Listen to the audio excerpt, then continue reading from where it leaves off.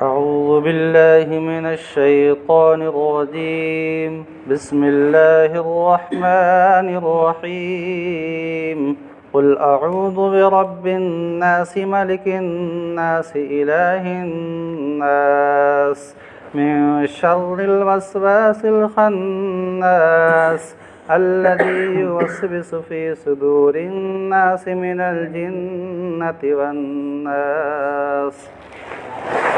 یہ سورہ جو آپ کے سامنے تلاوت کی گئی، اس سورت کا نام ہے سورہ ناس۔ ناس کے معنی آتے ہیں لوگ کے، چونکہ اس میں ناس اس سورت کے اندر 5 مرتبہ آیا ہے، اس لیے اس پوری سورت کا نام ہی رکھ دیا جو ہے سورہ ناس۔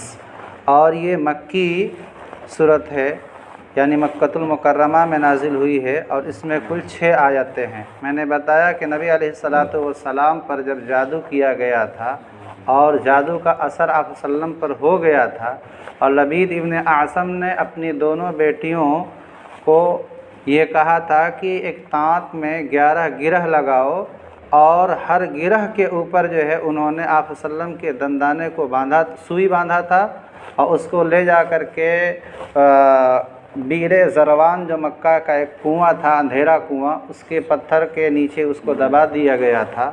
اور اوپر 5 آیتیں سورہ فلق کے اندر ہے، اس میں جو ہے 6 آیتیں، 5 6 11، اور 11 گرہیں لگائی گئی تھی۔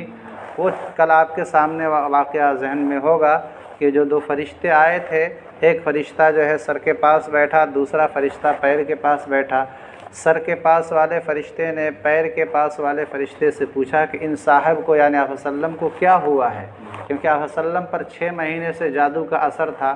حضرت عائشہ رضی اللہ تعالیٰ عنہ فرماتی ہیں کہ آپ صلی اللہ علیہ وسلم ایک کام کو نہیں کیے ہوئے ہوتے تھے، لیکن آپ صلی اللہ علیہ وسلم کو محسوس ہوتا تھا کہ وہ کام کر لیے ہیں، اور ایک کام آپ صلی اللہ علیہ وسلم کر چکے ہوتے تھے اور آپ صلی اللہ علیہ وسلم کو ایسا محسوس ہوتا تھا کہ وہ کام نہیں کیے ہیں۔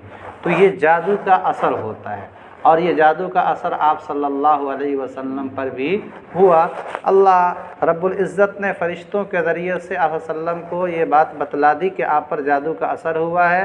چنانچہ پھر فرشتے نے پوچھا کہ کس نے جو ہے جادو کیا ہے، تو اس فرشتے نے بتایا کہ لبید ابن اعصم نے کیا ہے۔ اور یہ کس پر کیا ہے تو بتایا اس چیز پر کیا ہے، وہ جادو کر کے کہاں ڈالا گیا ہے اس کو بھی بتایا۔ اللہ کے نبی صلی اللہ علیہ وسلم سے حضرت عائشہ رضی اللہ تعالیٰ عنہ نے کہا کہ جب آپ کو اس کا منافق کا نام معلوم ہو گیا تو آپ نے بتایا کیوں نہیں؟ تو اللہ کے نبی صلی اللہ علیہ وسلم نے کہا کہ میں اپنے ذات کے لیے کسی سے انتقام نہیں لیتا ہوں، اس نے مجھے تکلیف پہنچایا ہے۔ اگر اللہ کے حکم کی خلاف ورزی کرتا، جیسے شراب پیتا، زنا کرتا، چوری کرتا، تو آپ صلی اللہ علیہ وسلم جو ہے اس کو سزا دلواتے تھے، کیونکہ وہ اپنی ذات کے لیے نہیں ہوتا تھا، لیکن یہاں آپ صلی اللہ علیہ وسلم کی ذات کو اس نے نقصان پہنچایا تھا، اس لیے آپ صلی اللہ علیہ وسلم نے منع فرمایا۔ حتیٰ کہ بعد جو ہے صحابہ کو پتہ بھی چل گیا تھا کہ یہ عمل کس کا ہے، تو اللہ کے نبی علیہ الصلاۃ والسلام سے انہوں نے کہا کہ اگر اجازت دیں تو اس کا جو ہے سر تن سے جدا کر دیں۔ آپ صلی اللہ علیہ وسلم نے کہا نہیں، ایسا مت کرو۔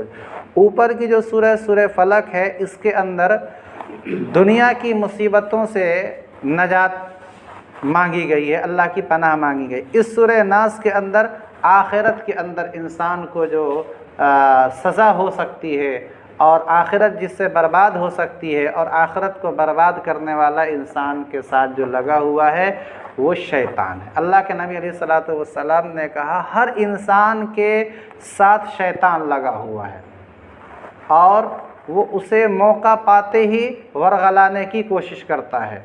حتیٰ کہ حضرت عائشہ رضی اللہ تعالیٰ عنہ نے پوچھا کہ آپ کے ساتھ بھی شیطان لگا ہوا ہے؟ کہا ہاں میرے ساتھ بھی ہے، لیکن اللہ تعالیٰ نے اسے میرا موافق بنا دیا ہے کہ وہ مجھے اچھے کام کے علاوہ برے کام کی کوئی بات ہی نہیں کہہ سکتا، لیکن تم انسانوں کا حال اس سے الگ ہے، تم میں سے ہر ایک کے ساتھ شیطان لگا ہوا ہے۔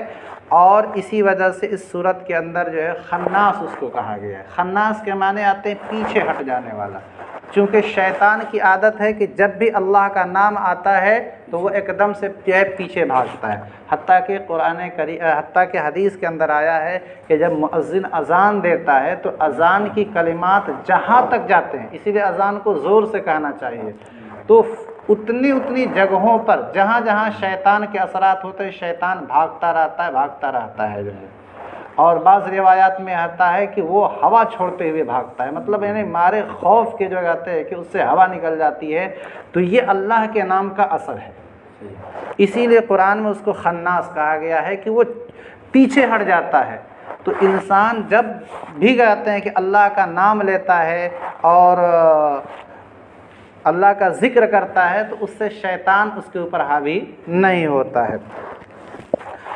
ترجمہ دیکھیں، قل اعوذ برب الناس، اے نبی کہہ دیجئے کہ میں پناہ میں آتا ہوں، اپنے آپ کو پناہ میں دیتا ہوں لوگوں کے مالک کی. رب کے معنی آتے ہیں مالک، رب کے معنی آتے ہیں پرورش کرنے والا، کہ ابتدا سے لے کر کے انتہا تک جو کسی کی دیکھ ریکھ کرتا ہو اس کو رب کہتے ہیں. اللہ تعالیٰ ماں کے پیٹ سے لے کر کے مرنے تک انسان کی دیکھ ریکھ کرتا ہے، اس لیے اللہ تعالیٰ کو جو ہے رب کہا جاتا ہے. رب الناس، لوگوں کا رب. اور ایک آدمی کی کئی صفتیں ہوتی ہے، جیسے کسی کہتے ہیں مولانا، مفتی، فلاں ڈھکاں، کئی صفتیں. اللہ تعالیٰ کی یہاں ایک صفت تو یہ ہے کہ اللہ لوگوں کا رب ہے، لوگوں کا مالک ہے. آگے کہا ملک الناس، جن لوگوں کا یہ اللہ، سارے لوگوں کا اللہ مالک ہے، انہی لوگوں کا اللہ بادشاہ بھی ہے. ایک انسان مالک تو ہوتا ہے، بادشاہ نہیں ہوتا ہے.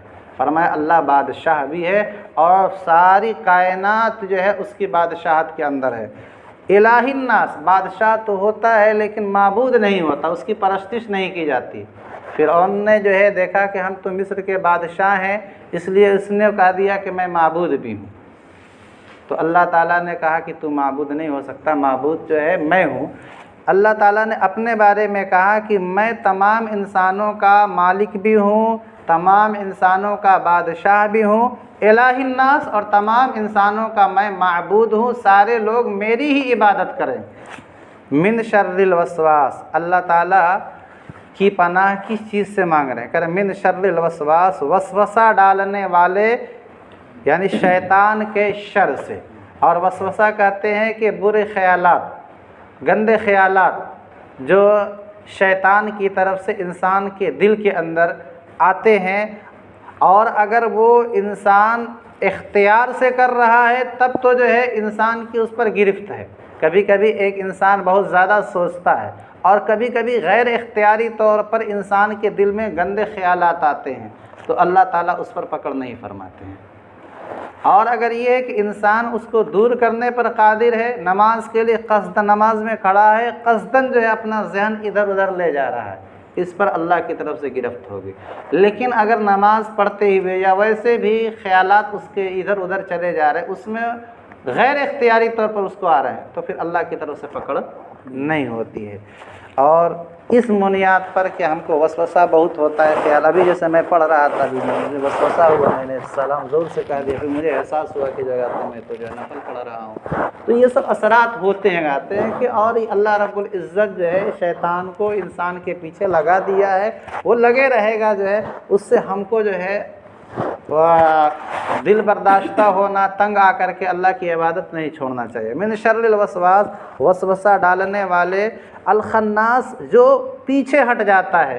میں نے بتایا کہ اس کو اس لیے خناس کہتے ہیں، اور وہ پیچھے کیوں ہٹتا ہے؟ کیونکہ اللہ کے نام کو وہ برداشت نہیں کر پاتا. الذی یوسوس فی صدور الناس، جو انسانوں کے دل کے اندر وسوسے ڈالتا رہتا ہے. من الجنۃ والناس، وہ جناتوں میں سے بھی ہے اور انسانوں میں سے بھی ہے. انسانوں میں سے جو وسوسہ ڈالنے والا ہے وہ یہ کہ آپ کے سامنے ایسی بات کرے گا دین کے بارے میں کہ آپ کا ایمان وہ خطرے میں ڈال دے گا. جو ہے آج کل جو ہے انسانوں میں بھی شیطانوں کی کمی نہیں ہے. کبھی جو ہے اماں عائشہ رضی اللہ تعالیٰ عنہ کو لے کر کے طرح طرح کے الزامات تراشی کرے گا. حضور صلی اللہ علیہ وسلم کی 11 بیویاں تھیں، نعوذ باللہ ایسی ایسی باتیں جو کہتے ہیں کہ جو ہے ہمارے مسلمان جو کم پڑھے لکھے ہیں نوجوان یوٹیوب اور یہ وہ سنتے رہتے ہیں چینل، اور ان کا ذہن دل دماغ جو ہے اس سے متاثر ہوتا ہے. تو یہ جو ہیں یہ انسانی شیطان ہے، یہ وسوسہ جو آتے ہیں کہ ڈال. اور انسانی جو ہے شیطان جو ہوتے ہیں، ان کے وسوسے سے بچنا ذرا آسان ہے، اس لیے کہ آپ اپنا جو ہے علم بڑھاؤ، آپ ان لوگوں سے جو اہل علم ہیں پوچھو کہ یہ جو اعتراضات کر رہے ہیں اماں عائشہ کو لے کر کے، حضور صلی اللہ علیہ وسلم کی 11 بیویوں کو لے کر کے، یہ اعتراض صحیح ہے یا غلط ہے؟ خود وہ اپنے بھگوان کو دیکھ لیں کہ جو انہوں نے کیا کیا جو ہے، کیسے کرا جو ہے، کہتے ہیں کہ ہمارے نبی علیہ الصلوۃ والسلام کی ذات کو لے کر کے کیچڑ اچھالنے سے بہتر ہے کہ آپ اپنے جو ہے رام کرشن کو دیکھو کہ انہوں نے کس طرح سے کہتے ہیں کہ کیا کیا نہیں حرکتیں کری جو ہے۔ اور ہمارے نبی علیہ الصلوۃ والسلام نے تو ایک اماں عائشہ کنواری تھیں اور اللہ کے حکم سے کرا تھا انہوں نے، اور ان کے ذریعے سے کتنا علم جو ہے دنیا کو، کہ گھریلو معلومات آپ صلی اللہ علیہ وسلم کی ازدواجی زندگی کے حالات جو ہے لوگوں تک کیسے پہنچے جو ہے۔ اور اس کے علاوہ آپ صلی اللہ علیہ وسلم کی جو بیویاں تھیں وہ سب کی سب دعائیں تھیں، اور سب اللہ کے حکم سے آپ صلی اللہ علیہ وسلم نے سب سے نکاح کیا تھا۔ اللہ تعالیٰ جو ہے ہم سبوں کو جو ہے دین پر چلنا آسان فرمائے۔ قرآن کریم کا جو ترجمہ اس کا مطلب بیان کیا جاتا ہے، تفسیر اصل میں ہوتا ہے اللہ تعالیٰ کی مراد کو ظاہر کرنا، اور ایک خواص کی تفسیر ہوتی ہے کہ جو طلباء کے سامنے ہم بیان کرتے ہیں۔ اب اگر یہ چیزیں ہم طلباء کے سامنے، تو طلباء درمیان سے بھاگ جائیں گے، کہیں گے کہ یہ کیا بات ہوئی، کہتے ہیں کہ، اور اگر عوام کے سامنے ہم طلباء والی باتیں کریں تو جو ہے عوام بھاگ جائے گی جو ہے، کیونکہ عوام کے سامنے عوام والی بات کرنا ہے، اور طلباء کے سامنے جو ہے طلباء والی بات کرنی ہے، کہ ایک لفظ کی ہندی کی چھندی کرنی پڑتی ہے انہیں جو ہے، تب جا کر کے وہ مطمئن ہوتے ہیں۔ بہر کہ قرآن ایک سمندر ہے، کہتے ہیں کہ اگر اس کے اوپر آدمی جو ہے پوری زندگی بھی ایک صورت کے اوپر، ایک آیت کے اوپر محنت کرے، تو وہ سمندر کبھی، کہتے ہیں کہ گہرائی کو نہیں پایا جا سکتا۔